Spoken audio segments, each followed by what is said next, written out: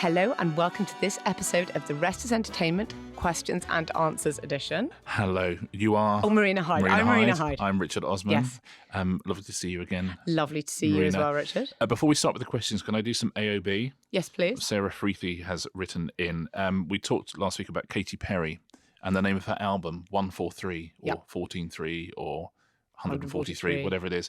And she said, I thought I'd write because I understand you were trying to puzzle out the meaning of Katy Perry's 143. I had exactly the same question. When my grandmother passed away, we found a trove of postcards she'd written to my dad and his father in the 1950s, which she signed off 143. Sadly, they both died before her, so there was no one left to ask. My mum, my sister and I spent days trying to work it out, racking our brains until we finally cracked it. It was code for the number of letters in I love you. Oh.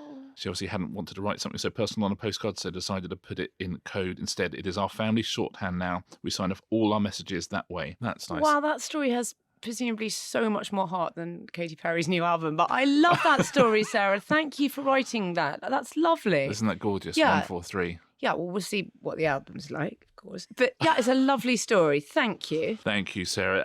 Now, let's start with the question, shall we? Marina, I have a question. Well, Christian Brown has a question about bloopers. How expensive are mistakes/bloopers on movie sets to the producers or studios? Has anyone ever calculated what the most costly gag reel is of all time? Oh, now that is a very good question. Obviously, it depends on how much the thing you're making is costing, okay? And the biggest costs on almost all of these things are human. Not always. Sometimes, an explosion costs a huge amount to rig, say, and say you don't manage to do it properly or it doesn't work. Your general costs are human. You have a huge crew standing around, so you really, really need to get it. There's a good one of these. You know the opening of GoldenEye where... Pierce Brosnan, supposedly, or a stuntman, in fact, the brilliant stuntman Wayne Michaels, who is a British stuntman, he is incredible. He does that stunt where he does the bungee dive off the top of that dam. Off the dam, yeah. And at the time, I think it was actually the world record for a bungee dive. But what happens is that they didn't get the shot where the rope pays out to its very fullest because. And he then has to shoot it. So in order that he doesn't smack back against the dam, and that's quite a short film, yes. He fires a sort of grapple hook or something else out, but they didn't get the bottom of it. And it's obscured by the lip of the dam at the top. Right. And if you go, you can watch it and you'll see that they don't quite get it. But they just had to sort of take something off the second camera, and that's that, because you can't possibly do it again. Because that's a huge set. That's like a 3-day setup, and oh my God, and it's unbelievable, and you just can't do it again, and it's too difficult. Now, there are other ones. There were things like in The Manchurian Candidate, which is a brilliant film, classic film, directed by John Frankenheimer, with Frank Sinatra in it, and Frank Sinatra was a real one-take guy, like literally. Right. Do you mean because?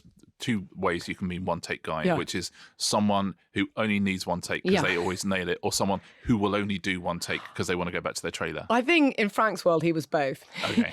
And there's a bit where he's interrogating Lawrence Harvey, and when John Frankenheimer went back and watched the rushes at the end of the day, he saw that it was out of focus. So he said to Sinatra, we're going to have to do that again. And Sinatra said, yeah, you want a second if you want a second take, you print it twice. So he just refused to do another take. So the out of focus bit is in the actual movie.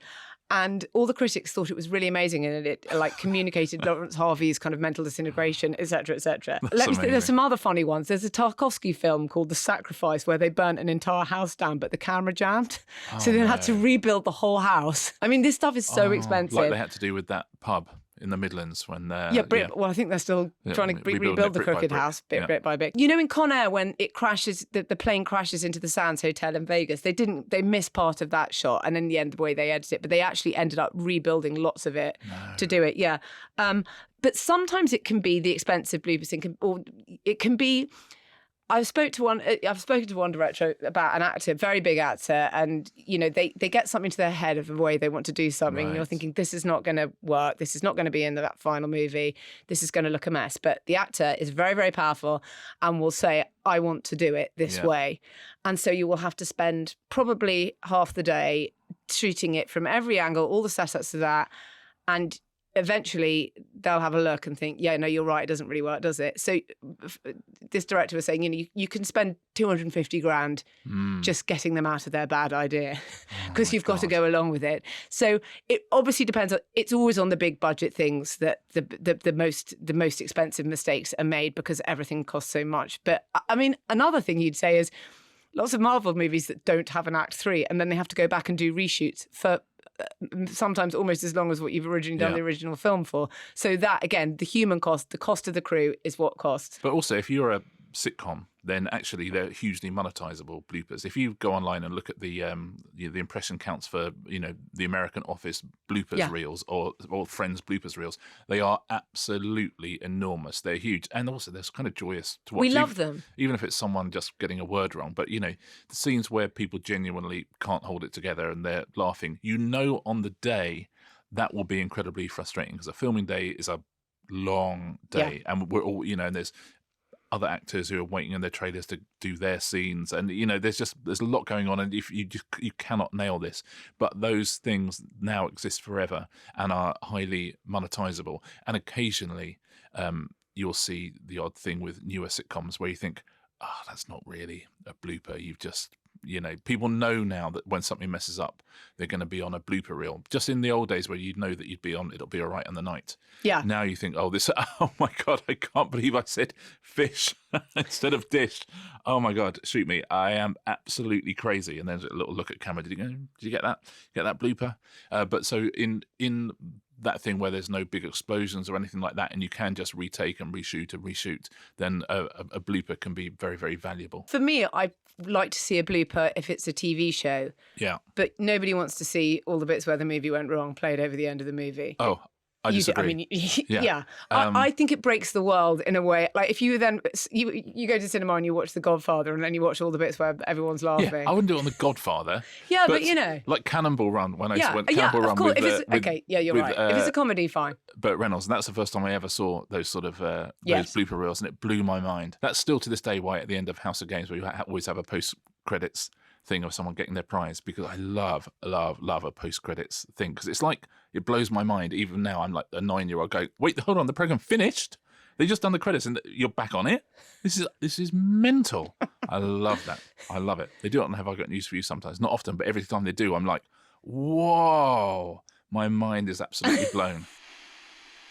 Richard, one for you about tribute bands from someone called Paul Larondi. That is a cracking name. Paul Larondi. You're just going to have to put all of these in your books. Yeah, Paul Larondi. Yeah. But that's Paul Larondi rather than Paul Larondi. Yeah. Perhaps, I wonder if you had a question before from someone called Paul Larondi, and Paul Larondi is a tribute questioner to Paul Larondi. This would be deeply meta. Yeah. Okay. What are some of the opinions that real bands have regarding their tribute bands? Do they see them as a positive or negative thing? I think by and large, I think it can be quite useful. It keeps your music out there. They have whole festivals now where you just see, Oasis and the Jam, and you're like, hold on, and you go, oh no, it's all the tribute bands. But it's a fun thing to do. Tina Turner, I think, once sued one of her tribute acts. There was simply the best of Tina Turner story. And the woman who was Tina Turner was Dorothea Fletcher. And Tina Turner said, she looks so much like me and she sounds so much like me. This is going into the realm of passing off. Oh, really? Yeah. And also, of course, she was just about to launch, a big live musical, the Tina Turner story. So that became an issue. If it's kind of in print, if someone's doing a big tour and getting massive, and you want to do the same thing, and you actually are you, I think you're allowed to say this doesn't seem quite right. But there's a long varied history of people in tribute bands joining the real band. And Rob Halford, when he left Judas Priest briefly, did come back. They replaced him with the lead singer in a Judas Priest tribute band called British Steel. God, I bet he was just so much less trouble. Oh God, that's the thing, isn't it? That you so many of the bands like okay, Spandau Ballet, you can't keep it together, but you know what, your tribute band can. So you can just see them, all these lineups that have broken. Have they got an original Sugar Babes out there that is like just the absolute no, we are the original lineup, whatever that was. It's lost all the mist of time now. And this guy's called Tim Owens. Tim Owens, the Judas Priest fan, who literally became the lead singer of Judas Priest. And the same thing happened with Journey. I think they've had quite a few lead singers, Journey. And when the third one left, they've had a few people leave the band for various reasons. Yes, exactly. Listen, it's a journey. And Neil Schon, who's the guitarist, he was messing around on YouTube and he found videos by a guy called Arnel Pineda, who was the frontman of a Filipino Journey tribute band called Zoo. And he loved him so much, auditioned him, and Pineda got the job. Yeah, lead singer of Journey. I mean, it's fun. I mean, Oasis aren't going to play again. The Pistols aren't going to play again. The Smiths aren't going to play again. So you can't go and see that. But you can, when Blossoms and Rick Astley teamed up to do a Smiths tribute. It's you get to the songs are the songs are the songs. So you still get to see them. And if you get a tribute act who really, really know their business and are great musicians, then it's an amazing night out. There's loads of great. There's Fake That. Yeah. There's one. There's the Rolling Clones. There's the Faux Fighters. And Oasis have got those. There's Noasis. There's Oasis. There's an amazing band who did bluegrass versions of AC/DC songs. They're called Hasty Dixie. And in the end, if you can find their version of I know.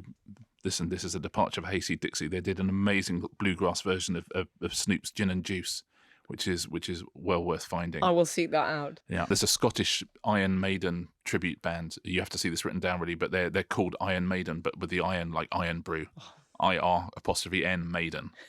There's also a band called Brian Maiden. There's the Yorkshire Bon Jovi tribute act. They're called By Jovi. I actually want to book all of these. Yeah, it'd be fun, right? Yeah.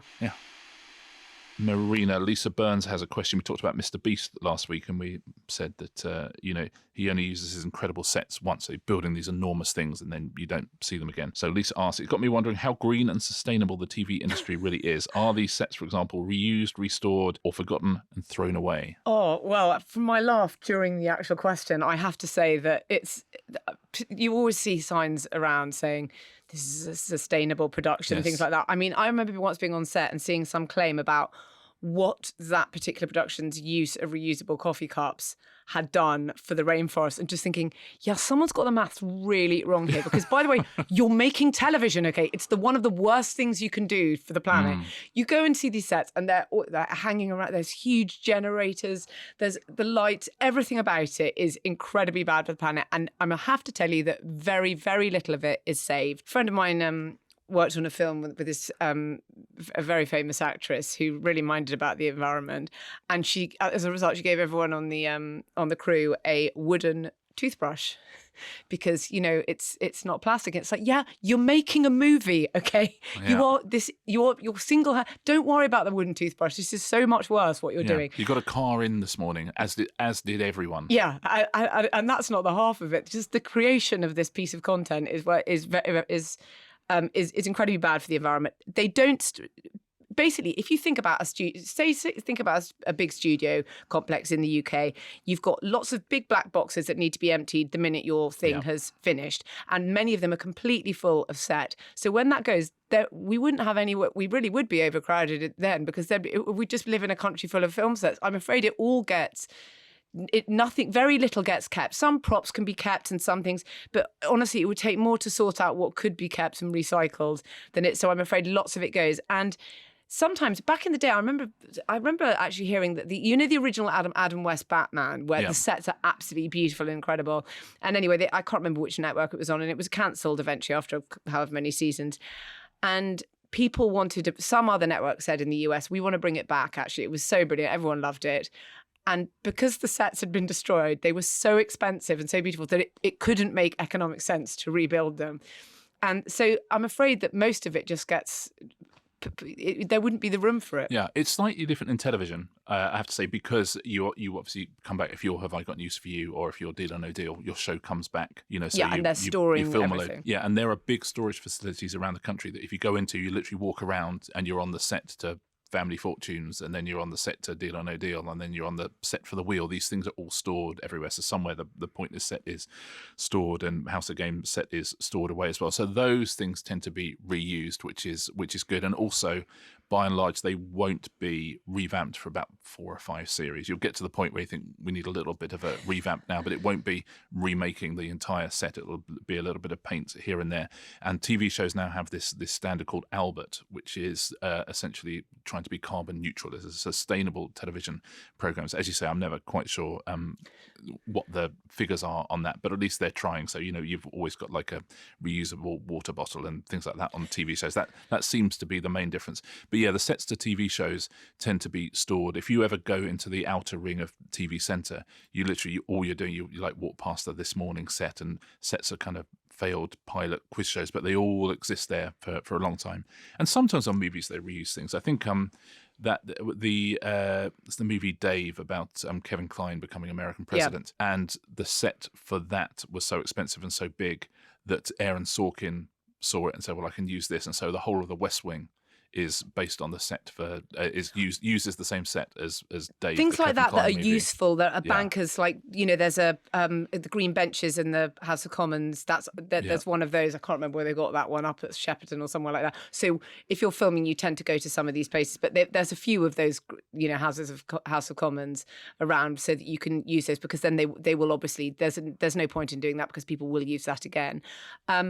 Also, don't forget that in the studios, out at the back lots, they sometimes have things like a little town that's been built, or a lake or whatever it is and those things do stay, and they try and reuse as much as possible. But if you're wondering, like, what happened to the set of Stranger Things, it fell into the upside down and they burnt it. And they kept it for whatever was needed for the next series, but everything else, I'm afraid, just went up in a big pile of smoke. And that's what, often you'll film on location, and locations, of course, are reusable, and you see the same country houses in lots and lots of different things shot from slightly different angles. But the second you are building the inside of somebody's house and it's very specific to a character or it's very specific to a scene, that is, I'm afraid, that is, that's not helping out the planet, I don't think. Don't tell anyone, because we like film on TV, right? Yeah, we love it. Yeah. But let's not kid ourselves with the reusable coffee cups. Come on, guys. But TV is much, much, much better. By and large, things are stored or kept to a minimum in the first place, and you don't have those insane lights and things of a movie set. This episode is presented by our friends at Sky, proud partners of The Rest is Entertainment. Can we talk a little bit about the incredible range of documentaries that Sky show? Please, I love a good documentary. There's an incredible one called Klitschko, More Than a Fight, which is about Vitaly Klitschko, former world boxing heavyweight champion, currently mayor of Kyiv. And that comes out on the 15th of August, and it draws on a whole wealth of archive, personal footage, new interviews to tell both brothers' story. If you love true crime, there's a new documentary called The Body Next Door, which is out now. A really, really fascinating case, a fascinating crime, and a very well-made documentary. But can I save the best to last? The best for me, anyway, which is a documentary that's currently shooting, will be coming up soon. I have just one word for you: darts. The whole world is obsessed with Luke Littler, this incredible 17-year-old. The world of darts is so extraordinary, amazing characters you don't quite get in any other sport. I think it's fair to say. So it's a drive to survive for darts, and Sky are currently filming that, and I literally cannot wait. An absolute banker there. So immerse yourself in the world's most captivating stories with award-winning documentaries from Sky. Here we go, Richard. Something on recurring comedians and guests. Tim T asks... Tim T? Tim T. Is that just the letter T, or is his surname Mr. T's boy? T? Yeah, Mr. T's boy. Yeah. Mr. T's Could boy. be a grandson. Yeah. At what point do producers begin to think about how often some talent is used and how it can get quite boring for viewers? How dare you, Tim? How dare you? Yeah, that's such a good question. The thing. So, firstly, who's presenting shows? Secondly, who's guesting on shows and things like that. And it's a fascinating ecosystem. For example, they're bringing back You Bet, and it's being hosted by Willoughby and Stephen Mulhern. And the first thing lots of people say is, "Oh, have we not seen enough of them?" The truth is, if you run a channel, you have very, very, very, very detailed feedback on how certain talent performs on that channel. Not only the ratings that you get, but you're constantly putting people through focus groups. You're endlessly asking people what they think of certain talent, especially new talent. And Stephen Mulhern and Willoughby, every single time, A, they're on TV, and B, they are tested, the viewers absolutely love them. So there's a chance that ITV know more about this than you. 100% that. It's 100% that. They genuinely know what they're doing. So when You Bet comes back, obviously you want to give that the biggest chance of, I think they're doing 2 specials, but it would be lovely if it came back for a series. You want to give it its best absolute shot. So stick Stephen Mulhern and Willoughby on it. And if you don't like them, I get it, but you have to understand that ITV are not idiots, and that a huge amount of people love them, including me. So, in terms of who is allowed to present a Saturday night television show, it's actually quite a closed shop, and it's quite difficult to kind of break into that. Sometimes you'll break into it, like Pointless Celebrities. That was a daytime show, and the show performed well, so now we're allowed to be on Saturday night. Yeah. But we wouldn't have been previously. And, Marvin and Rochelle doing a hit list, again, because there's two of them, they both have different fan bases and big fan bases. You put them together, try them out, boom, you're allowed in now as well. But by and large, it's the same people, the McIntyres. Romesh obviously can do stuff now on ITV. Ant and Dec can do whatever they want. Mulhern, Willoughby, the lot. But it's a small amount of people. And weirdly, when you do try out new talent on big Saturday night shows, often it doesn't work. It's like throwing a young player into the Premier League. There's something about it where people expect faces they know, voices they know. They expect a everything else is new, so you want some form of familiarity. Yeah. If the show's new, I think also what Tim T was asking is those kind of guest spots where you just feel like, oh my God, he's on everything. He's so overexposed. Yeah. I mean, I feel like that is partly your agent has to be thinking all the time, I don't want people to get sick of my client, or if my client's doing lots and lots of things the same, whilst it's great to have the booking and the 10 or 15%, I think that, there is a point where people just say, I'm sick of this person being on my telly. Yeah, I think that's right. And the good news for people who are sick is there are fewer of those shows around now. Yeah. There are fewer shows where you can be a guest on. But in the golden age of panel shows, there are certain people, as a producer will turn up and be brilliant.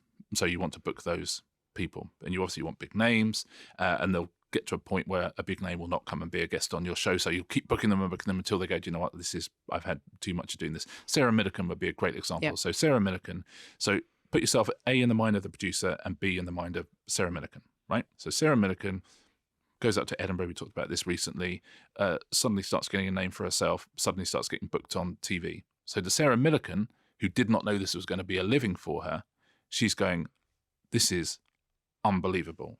I'm selling out shows. I'm on TV shows that I used to watch.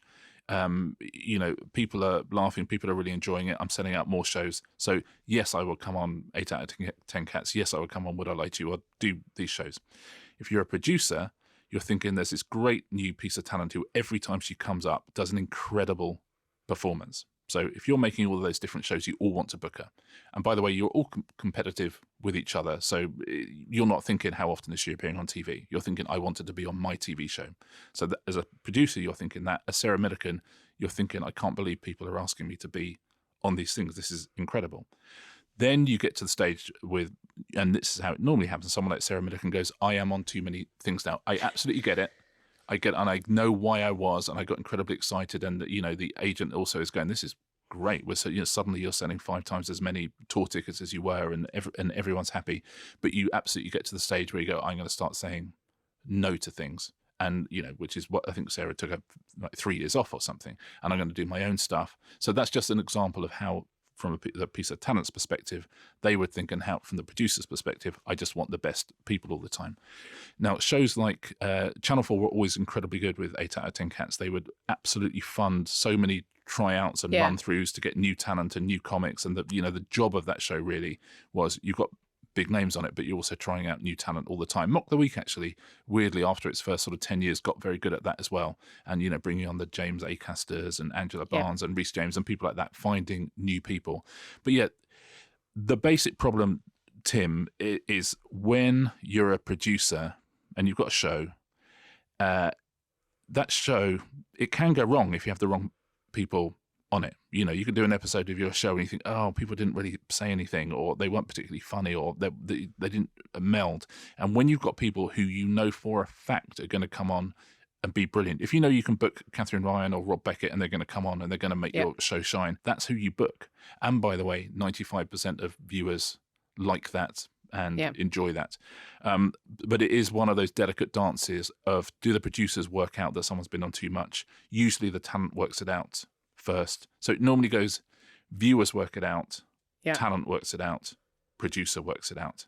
But at some point, it always happens. The talent will work it out because they're desperately sensitive, because that's the nature of the person, and they'll probably have just seen one comment online saying, isn't so-and-so on TV too much? And it will just crucify them. And so they'll be thinking, I'm on TV too much. And by the way, you have to remember for that person, it's probably only 3 years after they were going, oh my God, I'm going to be on TV. Yeah. This is the most extraordinary thing that has ever happened to me. And every single producer is like, oh, who's...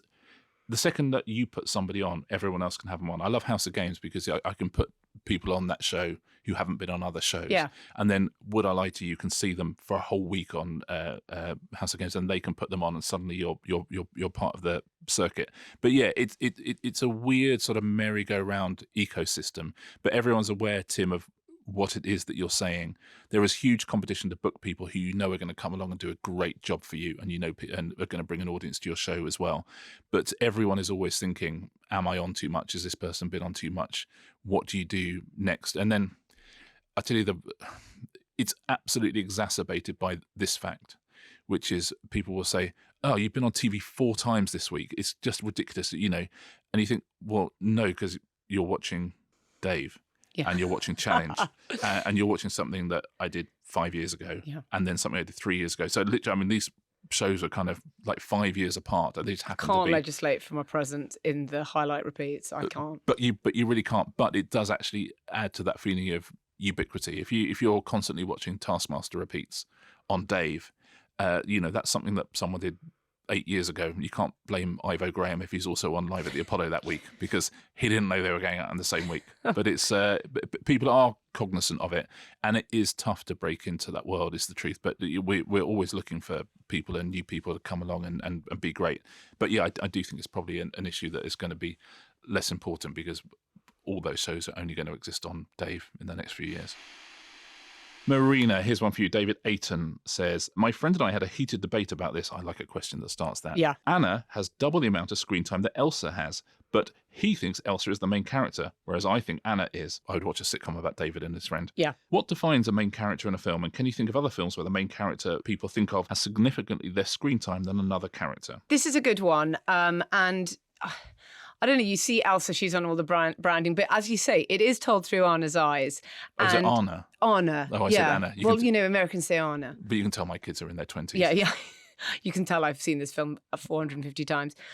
So there are, I think, the record, I think, for the shortest amount of time, this might have changed, but I always remember that it was Hannibal Lecter who is on for Anthony Hopkins is on for a tiny amount of time in Silence of the Lambs, but he is not put in as a best supporting actor. He's entered into the best actor category, and it's one of only very few films that have won all the top 4 Oscars: best actor, best actress, best picture, and best director. Anyway, sorry, that was a sidetrack.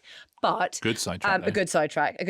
It's interesting. I mean, people say at the end of The Lord of the Rings, oh, it's actually Sam's story. And you're like, yeah, no, but it's not Sean. Elijah Wood is the main character in or whatever in that movie. But I think that Kristen Bell, who voices Anna, she gets credited before... Christian Bale? Kristen Bell. Oh, Kristen Bell. Kristen Bell. I got you. I wonder if they ever get mixed up. Yeah, no, Christian Bale and Kristen Bell. I mean, it would be a different film with Christian Bell voicing, I have to say.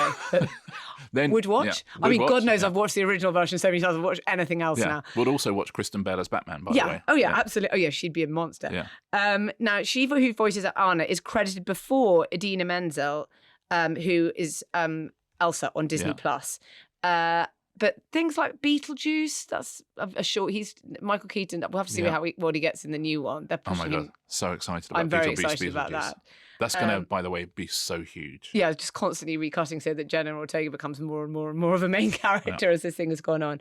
But actually, the writer of Frozen, Jennifer Lee, said it's a little bit Shawshanky, where it's Anna's story, but it's really about Elsa. So we go through Anna's eyes. So she's technically the protagonist, but the whole time it's about that relationship. And it is about that relationship between the sisters. So I suppose, but there are quite a few films like that where someone just delivers such a mesmeric performance that, like Anthony Hopkins does in Silence of the Lambs, where you have this sense that he was on screen all the time, but he was actually there for very, very little of the film. So your view, Anna or Elsa is the main character? Elsa. Oh, it's a body movie, surely. I mean, it all goes wrong, and one's, but isn't it? It's a body movie. It's like, it's Lethal Weapon on ice. Yeah. Hold on a minute. Yeah. Yeah, and that's when they retired as billionaires. Yeah. It's like Turner and Hooch. Which one's the star, right? Yeah. Turner or Hooch. Turner's gone on to do more stuff than Hooch. Yeah. But in that movie, very much equal. Steals it. David also says there's a third opinion that Olaf is the main character. Who is voiced by Josh Gad, who is a most wonderful person and does it so brilliantly, and became obsessed with sort of things like, loved the Disney Corporation, loved all of those sorts of things. And so watched all endless reels of things like Robin Williams doing the genie in Aladdin and thought, I want to create something so odd and weird. And obviously that character, it becomes something extraordinary. Olaf it absolutely steals it. Olaf is the main character. I've never seen it. You should. It's very, very good. That's going to have to wait till grandchildren. Yes, it is. We'll keep it because you will be watching it more than once. Great. I've never seen Lord of the Rings either. Oh, well, yeah. Again, if you've got male grandchildren. You've got male grandchildren. The thing about me is I have male grandchildren. Yeah, as they call them. Continuity announcers, I would like to ask you about Richard Ant. I can only assume Ant of Ant and Dec fame. I assume so. Yeah, I mean, who else would it be? Does he say he's not Ant from Ant and Dec fame? No. So let's assume he is. I think on the balance of probabilities, he is. Oh, thanks for listening, man. Thank you. He wants to know, do continuity announcers watch live TV set to the channel they're tasked with announcing for, or are their contributions pre-recorded? You would think that Ant would know that. Yeah. From his long career in the business, but obviously, first time he's taken an interest. Yeah, exactly. Well, honestly, perhaps it's just something that came to him in the middle of the night. But in the middle of the night, Dec, by the way, anything you want to know, you just ask. And yes, they do sit and watch regular TV. By and large, they will be on a shift, like there's a morning shift and there's an afternoon shift, and you still have them on lots of the linear channels. Yeah, they will watch that day's TV the night before. They will write a script which then gets sent to the channel and to the execs of various shows, make sure there's nothing kind of untoward in there, make sure they haven't kind of missed anything that's happening. But they will then sit and watch the shows go out because they have to react in case something goes wrong. That's amazing. I would have obviously thought the entire thing was pre-recorded weeks before. No. I didn't know that. Yeah, they sit and do it, and I think you can tell there's something about the voice that they're kind of in there with you, and you have to, because stuff does drop out of the schedules at the last minute, and they'll say things like, "And this is different to the scheduled program," and they'll do like a back ref to what just happened, which of course they could have pre-recorded. But no, the idea is they're always there. 'Cause it's not insanely expensive to have the people there. It's quite useful to have somebody there as well. But it's a cool gig. And it's one of those things that, by and large, we don't even notice is there a lot of the time. And if you do it well, you don't notice. But next time you're in between episodes of Frasier, just have a listen. They're literally sitting there in a lovely little shed, talking about what TV is on. Yeah, so it's a real job done by very talented people. They write all their own stuff, all their own scripts. Everyone can tell them, if they want stuff changed. But yeah, they have to be there just in case, the Iranian embassy gets raided at some point. Which at some point it did. Listen, it's going to happen. It happens once every 50 years or so. Interrupt Pebble Mill or whatever. Yeah. So yeah, exactly that. And somehow finesse it. That was the original Rolling News. It actually interrupted the World Snooker Final, the Iranian embassy siege. Yeah. Can you imagine? God. I mean, both were obviously very exciting. Yes, in their own way. Yeah. Ted Lowe was commentating on both. There he is, breaking through the upstairs window. Oh, flashbang's gone off there. Lovely stuff. Someone's escaping there across the balcony. Oh, beautiful, beautiful. He's got him. Have you got 3 days of this? Got him in handcuffs. It was quite a long event. Yeah. But both events were long. I got 3 days of it. Yeah. So that's what I think about that. What was the question? Continuity announcers. Continuity announcers. Yeah. And on that note, I think I'm going to have to say, please keep your questions coming. Yeah. The rest is entertainment@gmail.com. It's been an absolute pleasure, Marina, as always. See you next Tuesday. See you next Tuesday.